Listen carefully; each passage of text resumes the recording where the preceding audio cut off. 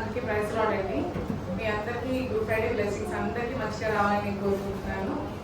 మరి ప్రభువారు మనం ప్రతి సంవత్సరం చెప్పుకుంటాం 7 మాటలు.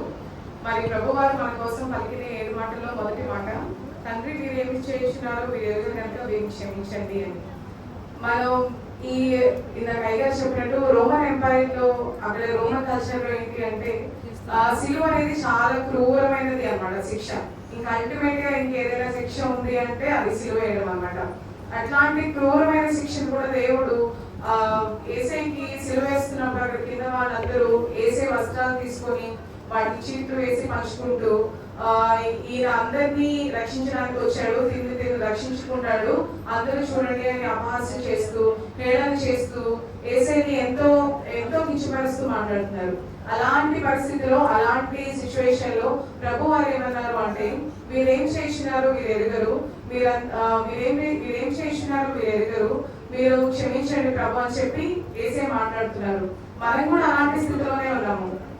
మనమైతే వీరేం చేసినారో మీకు తెలియదు. అక్కడ కింద వారందరూ దేవుడికి ఆపోజిషన్ వాళ్ళే ఉన్నారు. దేవుణ్ణి బాధపడుతూ చూస్తున్న వారు కూడా ఉన్నారు దూరంగా ఉండి, అలాగే దేవుడు అంటే విరుద్ధంగా ఉండి అక్కడ ఉన్న వారు కూడా ఉన్నారు.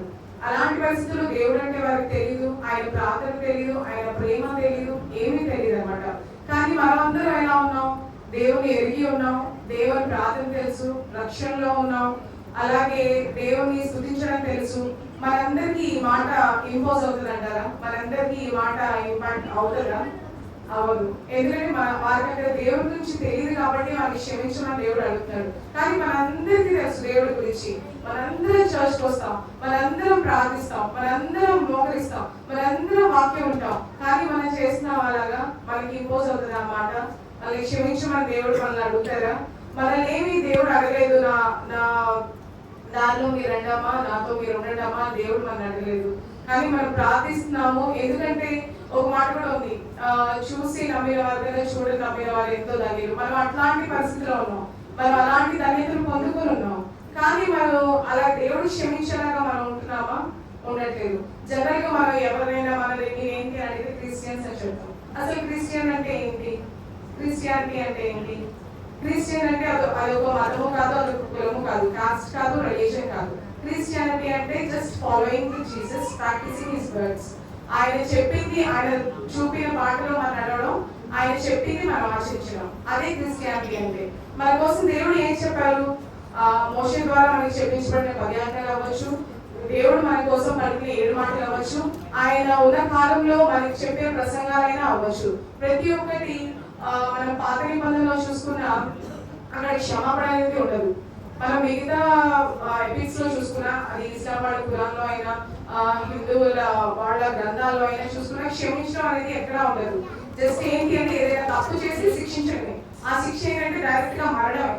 ఎక్కడైనా మనం ఇస్లాంలో చూసినా కానీ, హిందూయిజంలో చూసినా కానీ, ఆ బుక్స్ లో ఎక్కడ చూసినా కానీ తప్పు చేశారు అంటే క్షమాపణ లేదు. జస్ట్ వాళ్ళు ఇంకా హ్యాంగ్ చేసేయడం, లేకపోతే వాళ్ళు స్లాట్ చేసేయడం అన్నమాట.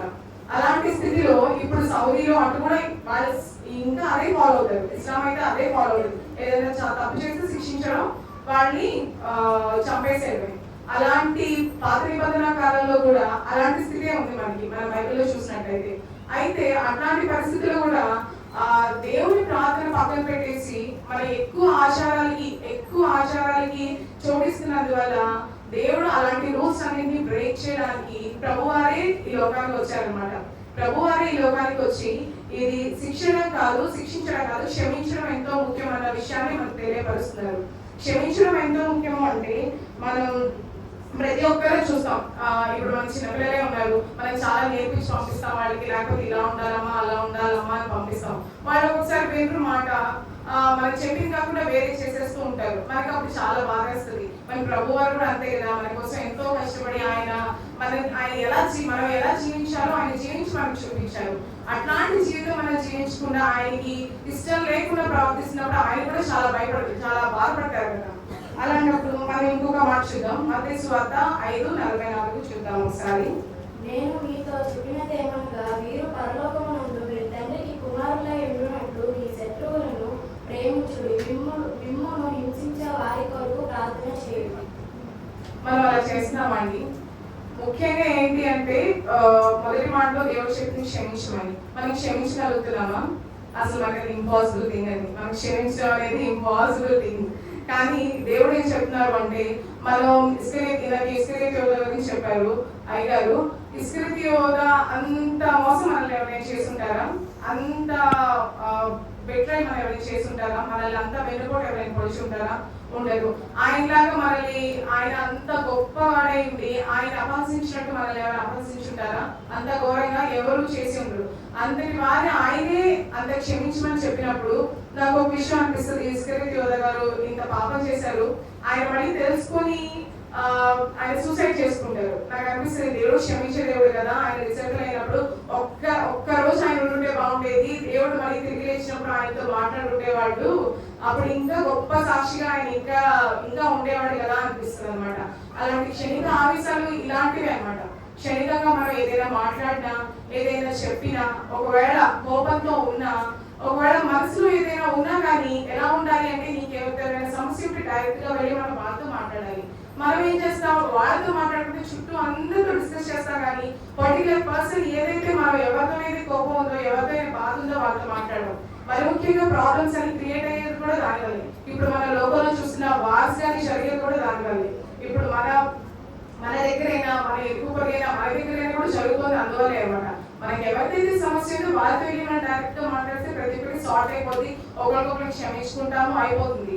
అట్లాంటిది కాకుండా మనం అందరితో డిస్కస్ చేసి వాళ్ళని మాత్రం వదిలేస్తే ఒకరికొకరు అలా చెప్పుకుంటూ అది ఏంటంటే పైలే పెద్దగా బర్స్ట్ అయిపోతుంది. అట్లాంటి సిచ్యువేషన్ లో మనకు ఉండకుండా అలాంటివన్నీ రాకుండా ఉండాలి అంటే మనం ఏం చేయాలంటే ఒకరినొకరు క్షమించుకోవాలి, ఒకరినొకరు మనం ప్రేమిస్తూ ఉండాలి. దేవుడైతే మనకి చెప్పింది ఒకటే, ప్రతి ఒక్క విషయంలో ఎవరైనా క్షమించగలిగే మనసు ఉండాలి. ఇప్పుడు మనం ఒక జర్నీ చేస్తూ వెళ్తాం, జర్నీ చేస్తున్నాము, అట్లీస్ట్ ఒక దూరంగా ట్రావెలింగ్ చేస్తున్నామంటే మనకు అన్ని కొన్ని లగేజ్ ఉంటుంది. తక్కువ లగేజ్ తో ఉంటే కొంచెం ఈజీగా వెళ్ళిపోతాం. అదే ఎక్కువ బ్యాగేజ్, ఎక్కువ ట్రాలీ, ఇప్పుడు అందరికి ట్రాలీస్ వచ్చేసినాయి కాబట్టి ఆ ట్రాలీతో పాటు ఎక్కువ బ్యాగేజ్ ఉన్నా కానీ ప్రయాణం అనేది మనకి చాలా కష్టం అవుతుంది. అదే తక్కువ లగేజ్ తో ఉంటే ఈజీగా ట్రావెల్ చేయొచ్చు. అలాగే మన దేవుడి ఎంతైనా మన లైఫ్ లోనైనా అలాగే మనం దాన్ని ఇంపాక్ట్ చేసుకోవాలి. అదే మన ఈ అసూయ, ద్వేషం, కోపం, చిరాకు, ఒకరిని హేళనపరచడం, ఒకరిని సిగ్గుపరచడం అట్లాంటివన్నీ అన్నెసరీ బ్యాగేజ్ అనమాట. మన వెనకాల అనవసరమైన మోత మనకి. అట్లాంటి వల్ల అవన్నీ ఉన్నప్పుడు మనం దేవుడి రాజ్యానికి చేరగలమా? మనం ఇంత కష్టపడి ప్రతి ఆదివారం వస్తాము మందిరానికి, బుధవారం వస్తాము, మానకుండా 40 రోజులు వచ్చాము, ప్రతి ఒక్కటి దేవుడిలో చేస్తున్నాము. అవన్నీ చేస్తుంటే నువ్వు డైరెక్ట్ గా వెళ్ళిపోతావా దేవుడి దగ్గరికి? ఎన్ని చేసినా మనం వెళ్ళాం. ఇప్పుడు ఏదో ఒక మూవీ ఉందనుకోండి, ఎగ్జిబిషన్ ఉందనుకోండి, టికెట్ తీసుకుంటాం, లోపలికి వెళ్ళిపోతాం ఈజీగా. ఎందుకంటే మనకి సాల్వేషన్ ఇస్ ఫ్రీ, రక్షణ అనేది ఉచితం. అలాంటప్పుడు మనం ఆ రక్షణ ఉచితం అని రక్షణ తీసుకోగానే వెళ్ళిపోతామా? వెళ్ళిపోలేము. అక్కడ మూవీయో ఎగ్జిబిషన్ టైంకి వెళ్తాం, చూస్తాం, వచ్చేస్తాం. కానీ జీవితం అలా కాదు కదా. ఒకసారి రక్షణ తీసుకున్నామంటే దానికి కట్టుబడి ఉండాలి, కనీసం మనం ప్రయత్నించాలి. దేవుడు మనం ఏం చెప్పారో అనేది మనం ప్రాక్టీస్ చేయాలి. అట్లాంటి విషయంలో మనం మరి దేవుడు ఎంతో భయభక్తులతో ఉంటే ఖచ్చితంగా ఫస్ట్ దేవుని భయం ఉంటే ప్రతి ఒక్కటి లైన్ లో సెట్ అయిపోతుంది. దేవుని భయం ఉంటే ఇతరుల పట్ల ప్రేమ వస్తుంది, దేవుని భయం ఉంటే ఇతరుని ప్రేమించాలని వస్తుంది. ముందు ఏంటంటే మనసులో భయం ఉంటుంది. ఎందుకంటే ఏసైని మనం బాధ పెట్టకూడదు, ఆయన బాధ పెట్టకూడదు అనే ఒక ఆలోచన ఉంటుంది. ఇప్పుడు మనం ఎవరైనా అంతే కదా, తల్లిదండ్రులు బాధపడకూడదు, జాగ్రత్తగా ఉండాలి, మన బిడ్డలు బాధపడకూడదు, జాగ్రత్తగా ఉండాలి అని ప్రతి వారమే. అలాగే మన ఈ లోకంలో దానికి ఎంత చూపిస్తున్నాము అంటే మనందరికీ తెలుసు, ఇక్కడ నిమిత్తం మాత్రమే ఉంటాము. ఆ నెక్స్ట్ చాలా ఉంది మన లైఫ్. మన దేవుడి రాజ్యంలో చేరాలని మనందరి ఒక్కరి మోటో అదే అనమాట. క్రిస్టియన్స్ అయినా ప్రతి ఒక్కరి ఏంటి అంటే ఇంత చర్చ్కి వస్తున్నాము, ఇన్ని చేస్తున్నాము అంటే ప్రతి ఒక్కరి మోటో ఏంటి? మనం దేవుని రాజ్యంలో చేరాలి అని. మనం ఇంత చేసినా కానీ దేవుని రాజ్యంలో చేరగలుగుతామా? సత్ప్రవర్తన లేకపోయినా, క్షమించే గుణం లేకపోయినా, ఒకరిని ప్రేమించే గుణం లేకపోయినా చేరగలుగుతామా? చేరలేము. మరి అలాంటప్పుడు మనం ఏం చేయాలంటే క్షమించే గుణం ఒక్కటి మనం పొందుపరుచుకుంటే ప్రతి ఒక్కటి సెట్ అయిపోతుంది. మరి దేవుళ్ళు మనం ఎంత ఎదగాలనేది అది దేవుడు చూసుకున్నా మన దేవుడి దగ్గర ఒదిగి ఉంటూ ఆయన భావం కలిగి నడుచుకుంటూ ఉంటే మనకి అది ఎంతో మంచిది అనమాట. ఇంకొక మాట చూద్దాం, ఫిలిప్పు 2:5. క్రీస్తు యేసునకు కలిగిన ఈ మనస్సును ఎవరు కలిగి ఉండుడి, వీరు కలిగి ఉండుడి. మనకి ప్రభు ఏం చెప్తున్నారు ఈ 7 మాటల్లో కూడా? దేవుడు అన్ని రూల్స్ బ్రేక్ చేసి ఆ పాత నిబంధనను అంతా బ్రేక్ చేసి మనకి కొత్తగా చెప్పింది ఏంటి? మీరు అనవసరమైన వాటిని హెచ్చించొద్దు, అనవసరమైన వాటిని మీరు ఎక్కువ కాన్సన్ట్రేట్ చేయొద్దు. కేవలం దేవుని ప్రార్థించండి, ఆయన మార్గంలో నడవండి, ఆయన బాటల్లో నడవండి. ఇప్పుడు శిష్యుడిని ఆయన నేర్పించింది ఆయన అక్కడ ఆ సర్మన్స్ మనం ఇందాక చెప్పారు ఆయన చాలా బోధలు వేసి చెప్పారు అని చెప్పి మనం మత్తయి సువార్తలో చూస్తే అన్ని అవే ఉంటాయి. మరి దేవుడు చెప్పిన బోధలైనా కానీ ప్రతి ఒక్క దాంట్లో ఆయన చెప్పేది ఏంటి అంటే ప్రేమించండి, మీ పొరుగువారిని ప్రేమించండి, ఆదరించండి, అలానే మీరందరూ కలిసి ఉండండి, మరి ముఖ్యంగా దేవుడికి మీరు ప్రార్థించండి.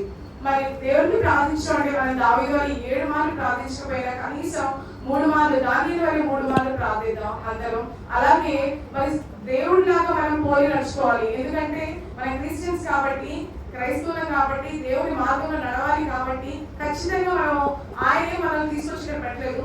ఒకవేళ ఆయన కొందరు ఉంటారు దేవుడు అంటే ఇష్టం ఉండి దేవుడు ప్రేరేపణ కలిగి దేవుడు మాకు చూపించాలని చెప్పి ఉన్నవారు ఉంటారు. కానీ మనం చిన్నప్పటి నుంచి మేము క్రైస్తవులం కాబట్టి వస్తున్నాము అలా నామకారంగా కాకుండా దేవుడు అంటే తెలుసుకొని ఆయన మార్గంలో నడవడం ఎంతో ముఖ్యం. ఎందుకంటే ఇప్పుడు మనం చివరి దినాల్లో ఉన్నాము, అంతం ఇప్పుడు లేదు. కానీ ఎందుకంటే దేవుడే చెప్పాడు చాలా యుద్ధాలు జరుగుతాయి, ఇంకా యుద్ధాలు జరిగినంత మాత్రం ఇదే అంతం కాదు, ఇంకా చాలా ఉంది, మీరందరూ ప్రార్థించండి అని. మనం ఎప్పుడు ఏం జరుగుతుందో తెలియదు, ఎప్పుడు ఎట్లాంటి మనం ఇబ్బందుల్లో పడతామో తెలియదు. కానీ మనం క్షేమంగా ఉండాలి, సురక్షితంగా ఉండాలి.